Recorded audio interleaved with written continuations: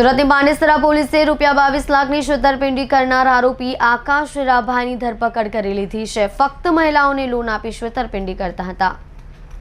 Surat smart city હોવાને કારણે અહીં ચીટરો પણ સ્માર્ટ બન્યા છે। રોજે રોજ શહેરમાં અલગ અલગ જગ્યાએ ઠગાઈ છેતરપિંડીની ફરિયાદ પોલીસ ચોપડે નોંધાતી હોવાના અહેવાલ જાણવા મળતા હોય છે। ત્યાં વધુ એક વખત ઠગાઈની ફરિયાદ પાંડેસરા પોલીસ ચોપડે નોંધાઈ છે। આ ગુનામાં પોલીસે આરોપીની ધરપકડ કરી છે। પોલીસ પાસેથી મળતી માહિતી મુજબ પાંડેસરા વિસ્તારમાં આશીર્વાદ કંપનીના કામ કરતા ઠગે 22 લાખની ઠગાઈ કરી છે, જ્યાં એક એવી કંપની છે જે ફક્ત મહિલાઓને લોન આપે છે। શાતિર આરોપીએ જુદી જુદી મહિલાઓના નામે કંપનીમાં લોન બતાવી છે, પરંતુ ખરેખર તે મહિલાઓને લોન આપવામાં આવી જ ન હતી।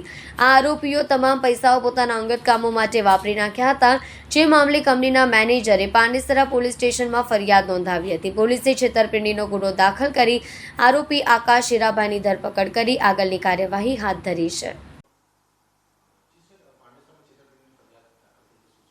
જી પાંડેસરા પોલીસ સ્ટેશન ખાતે આશીર્વાદ ફાઇનાન્સ કંપની પ્રાઇવેટ હતી, જે મહિલાઓને ખૂબ ઓછા વ્યાજ દરે નાની નાની લોન આપતી હતી, જેમાં આશીર્વાદ કંપનીના જ કર્મચારી આકાશભાઈ હીરાભાઈ નાઓએ છેતરપિંડી કરી અને કંપનીની 22 લાખ જેટલા રૂપિયાની ઉચાપત કરેલી છે, જેમાં જુદી જુદી મહિલાઓના નામે લોન બતાવેલ છે, પરંતુ ખરેખર લોન આપેલ નથી અને તેઓએ આ લોન પોતાના અંગત હિત સારું વાપરેલ છે।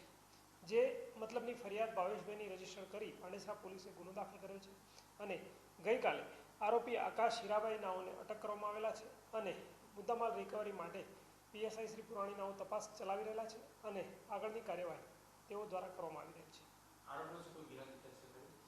પ્રાથમિક તપાસમાં આરોપીનો કોઈ ગુનાહિત ઇતિહાસ આવેલ નથી, પરંતુ ઈ ગુજકોપ તેમજ પ્રેસના માધ્યમથી તેઓની જાહેરાત કરવામાં આવશે, જે અનુસંધાને ઇન્વેસ્ટિગેશનમાં જે પણ હશે તે અનુસંધાને કાર્યવાહી કરવામાં આવશે।